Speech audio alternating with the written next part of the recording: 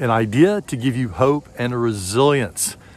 Author Mark Manson gave me this idea, and this really resonated. I think it's going to help you a lot today. It's called altitude training. Whenever we lived in Colorado, we noticed that athletes would come there to train because it's harder to breathe at 5280, which is a mile above sea level. They're often training even higher than that up in the Colorado mountains.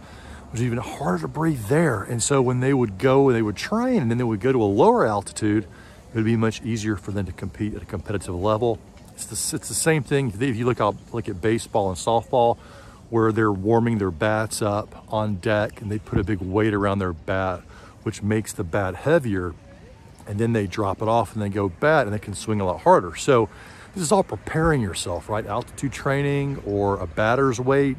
This all helps you get ready to perform at a very high level.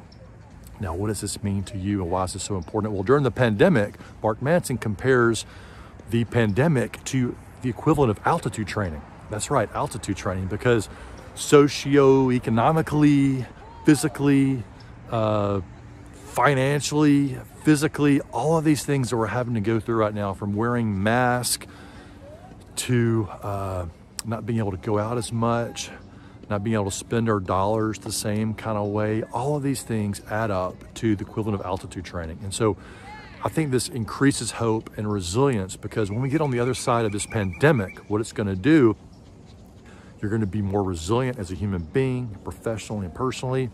You're going to be ready to go because you've been kind of holding back during this pandemic and being so careful. And those relationships we have are going to be more resilient.